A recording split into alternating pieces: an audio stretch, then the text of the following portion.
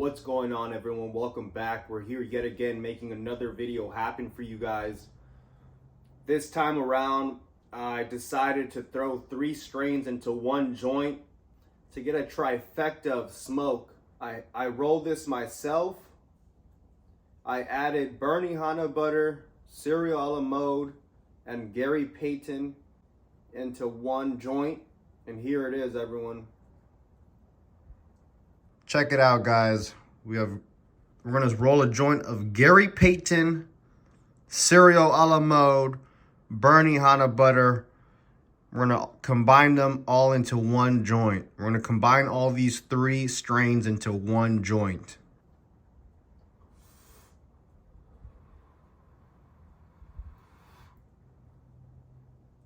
It's been a long time coming since I last smoked a joint on camera for you guys. And I know there's a lot of you that like to smoke joints still and still smoke joints. So for those of you that still smoke joints, and for those of you that are just joint lovers, this one's for you guys. Cheers.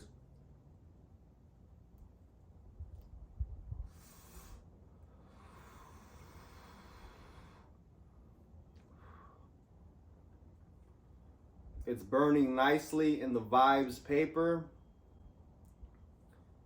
I'm smoking the Rice Vibes paper. These are by far the best vibes that I've smoked and that I enjoy smoking out of. There's a bunch of things that I want to talk to you guys about, but first off, let's start off by celebrating and giving thanks to all of you that have subscribed over the last 5 years. It's been 5 years since I've been making videos, everyone. So for those of you that have been subscribed since the very beginning, thank you. And for those of you that are new here, we smoke cannabis. We smoke high-grade cannabis on this channel. We do not smoke any tobacco products. So if you're looking for any tobacco-related videos, go somewhere else because you're not going to find any tobacco-related videos on my channel. We do not support big tobacco. And if you guys do, to each their own. But today we are celebrating 1,116 subscribers and counting. That's right, you guys. You heard it here. You heard it from me. 1,116 subscribers and counting. We've done it all organically, everyone. I want to talk about music, everyone. I definitely want to get my foot in the door with making music, everyone. I basically need someone to show me the ropes on how to make music. I genuinely want to make music for the income and to put out a different line of work out there, everyone.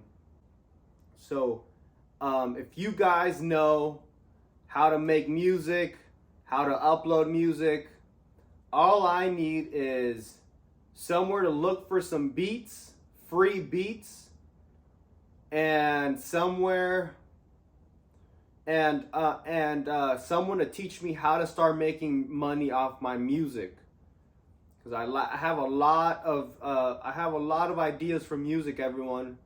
All right, we're gonna talk about Michio Kaku and how he says that there is a race to quantum computers, a race to make the first quantum computer. What is a quantum computer? A quantum computer is the most powerful type of computer that you can ever come across. This means that this computer can solve any code in the world. This means that this computer can solve any uncurable diseases in the world. Yes, everyone, you heard that right. There's a race right now on who is going to be the first to make a quantum computer. If you guys don't know anything about quantum computers, I highly recommend you guys go do your research on quantum computers. Why? It's because we're going to be seeing this in the future. Our kids are going to be seeing quantum computers. So it's only a matter of time. It's only a matter of time for us to get educated on quantum computers. And you know what? Quantum computers, I want to say, is going to be a huge there's gonna be a huge percentage of individuals that are not gonna be okay with quantum computers being put out there for the world. One of the reasons is because Michio Kaku says that these three-letter boys that we all know of, called the CIA, the Central Intelligence Agency, they're basically going to get put out of a job. And why is this? It's because a quantum computer is going to be able to break any code. It's going to be able to break any codes. And what are the CIA, and what's the CIA there for? They're there to break codes, to dig deep into information. And once a quantum computer comes into play, all of those people are getting booted out. They're getting 86, everyone. They're not going to be here for that much longer, everyone. It's going to be a technological breakthrough once quantum computers are put out for the world to use. I just wanted to share that with you guys. I've been listening to a lot of Michio Kaku and a lot of what he has to say, and that is one thing that stood out to me is quantum computers. And cheers to quantum computers, everyone. Stopping big pharma, everyone, because that's exactly what's going to happen. Once you find a cure to a disease, it eliminates big pharma. It doesn't eliminate, it lowers the percentage of people using medicine that you wouldn't have to if you knew the cure, if you had the cure to the disease, everyone.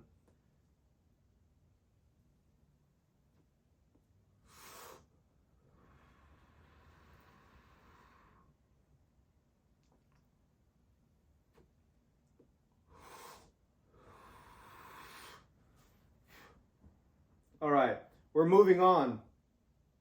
Quantum computers, the future of finding cures. Okay, we're back with Michio Kaku. Michio Kaku says that in order to time travel back in time, you need negative energy. You need negative energy to travel back in time.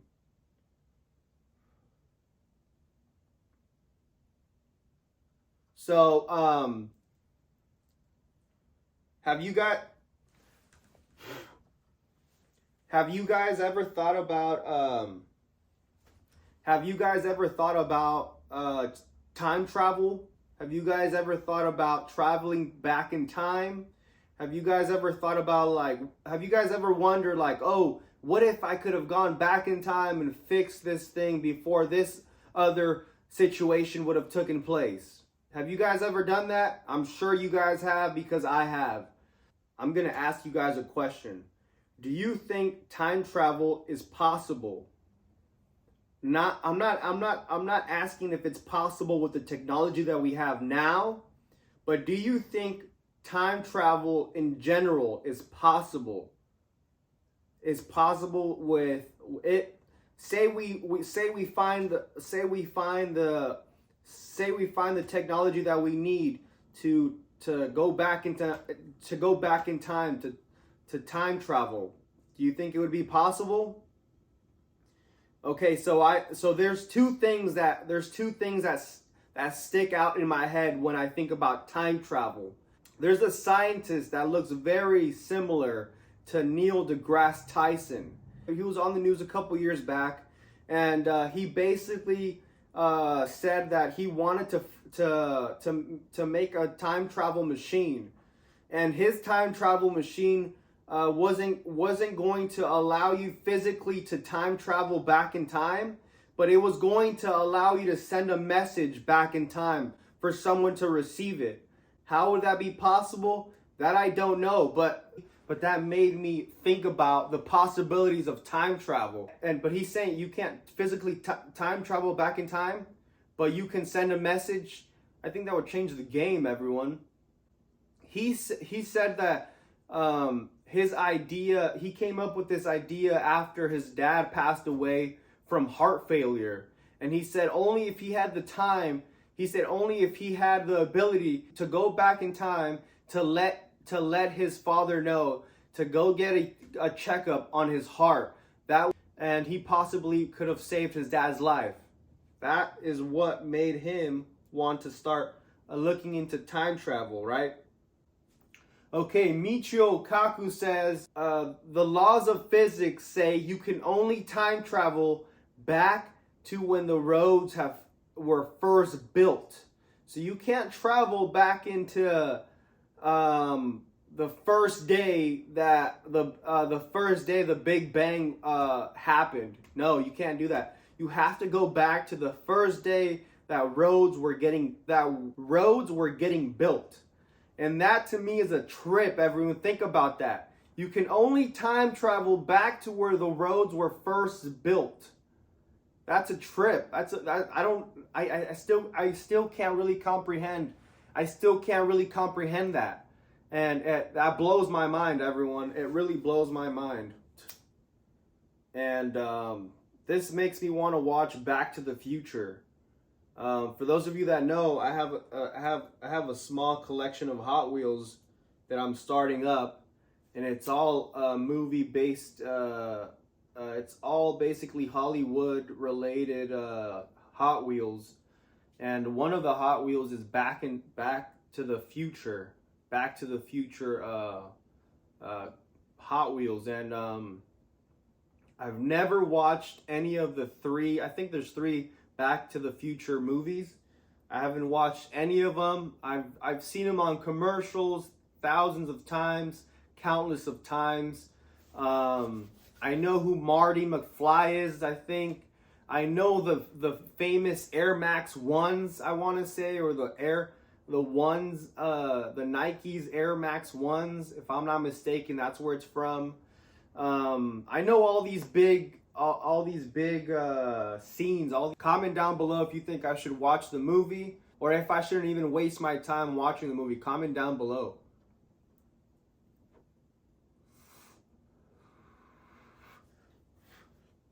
But yeah, I definitely have to watch that movie with Michael J. Fox, I believe. What else? Okay, so it says Michio also said there's different types of civilizations, and one of them can be retracting energy from a close by star, which would make it flicker. All right, everyone. So I wrote some quick notes before filming this video, and one of them was it goes back to what Michio Kaku said. He said that there could be 3 types of civilizations out there. One of them is, I forget. Let's look it up. I'm already here, right? Okay, so Michio Kaku says there's 3 types of civilizations, right? One of them is type 1 is planetary, type 2 is stellar, and type 3 is galactic.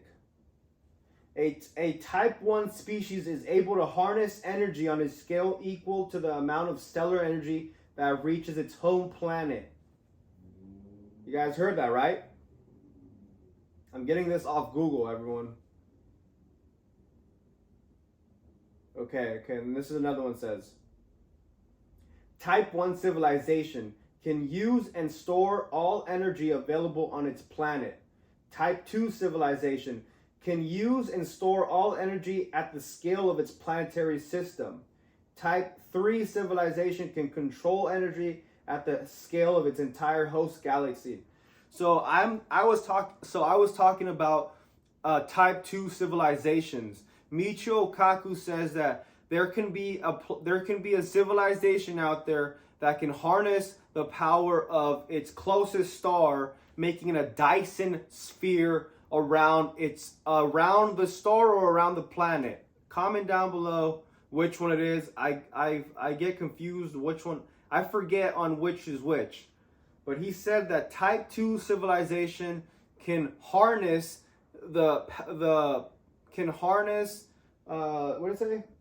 Can harness the energy for its planet, so that therefore by harnessing this energy from this planet, it would make the star flicker. Tonight, when you go up, when you look up at the night sky, look at all the stars. If you see any stars and you see any stars flickering, think about what I said, everyone. I want to say I've seen type 2 civilizations just with my naked eye, without using a telescope.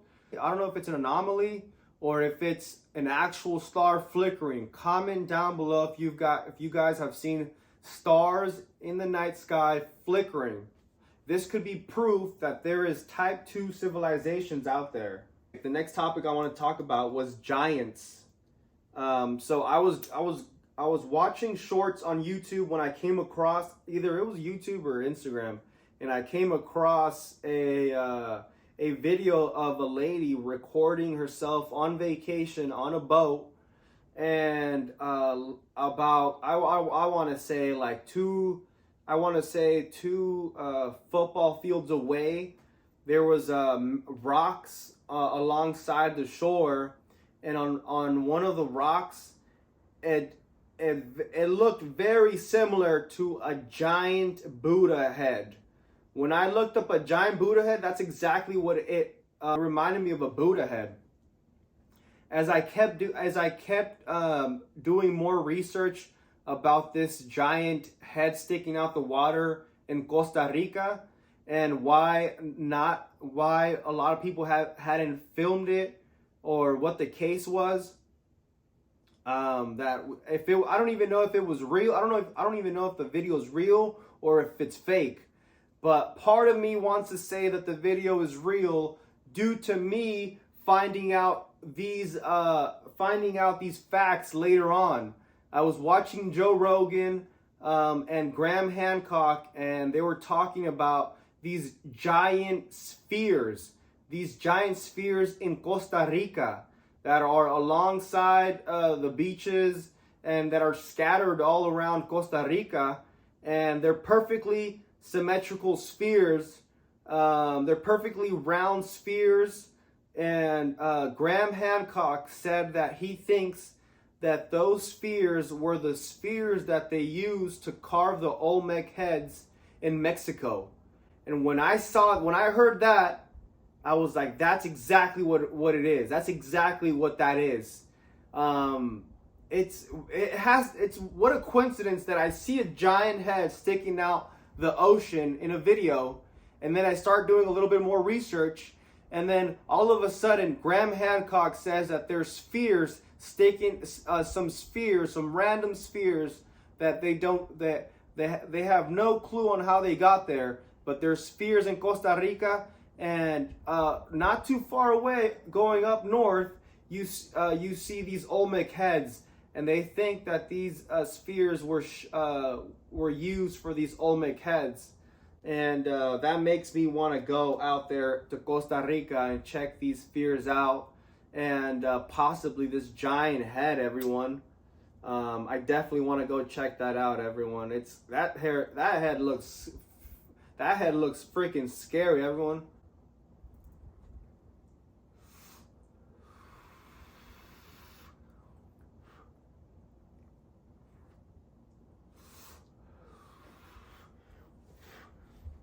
We're moving on to ancient Egypt and how they built the pyramids. How do you guys think they built the pyramids? Comment down below. I think they had to have used some sort of levitation transportation. I don't think they moved these stones rolling them on logs. I don't think they moved them rolling them down the wet sand. I don't think people moved them physically or hauled them physically. I don't think that these Egyptians flowed the stones down the river that there was once very close by the Great Pyramid of Giza.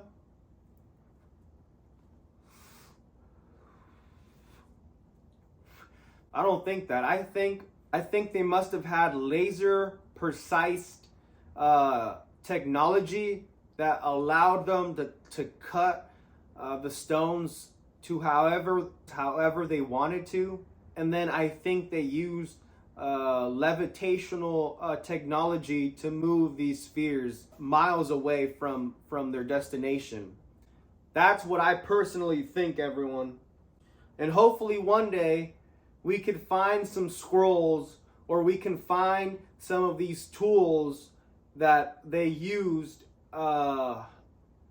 thousands of years ago. What do you think about these hieroglyphs in Egypt depicting helicopters, airplanes, basically technology that we have today?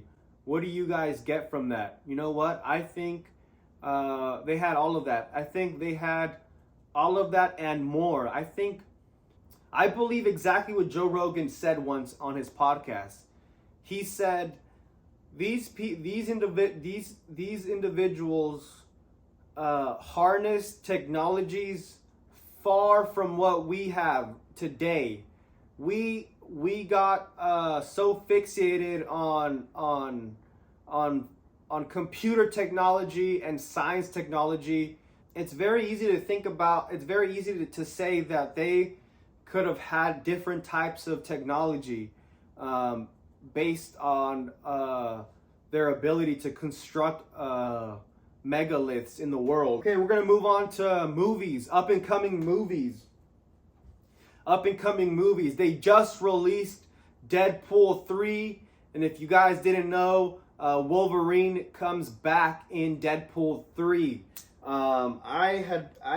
Someone had leaked the video out on YouTube like 2 years ago, and this is how I knew that they were gonna release this movie this year. And basically, a spoiler alert. The movie hasn't even came out, but I'm giving you guys a spoiler alert because I'm pretty sure this is exactly what happens. Deadpool goes and revives Wolverine, and Wolverine ends up coming out in his old school, navy blue and yellow suit. He ends up bringing that out, and he ends up, him and Wolverine end up, Deadpool and Wolverine end up having to save the world, as you would say.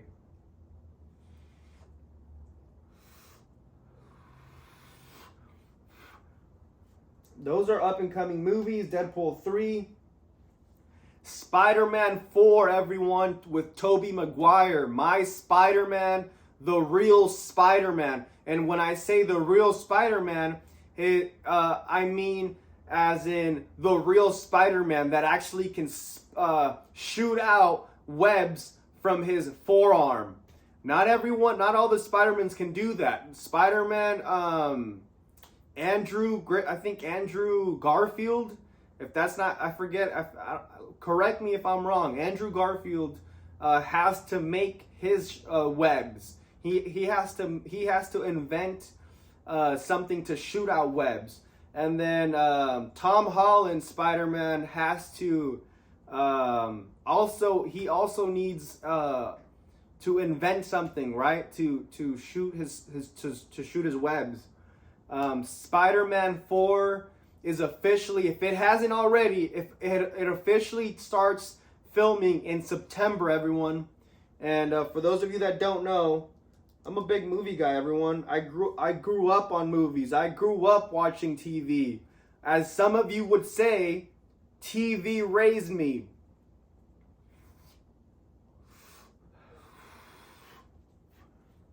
So Spider-Man 4, what's up with the weather? The weather has been crazy.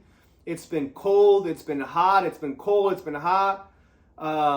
It's been all over the place. Everyone, comment down below. What do you think this is? What do you think this attributes to? Do you think this is a cause of global warming, or just times are changing? What is it, everyone? Comment down below. The future of the channel. The future of the channel is open, everyone. The future of the channel is very open.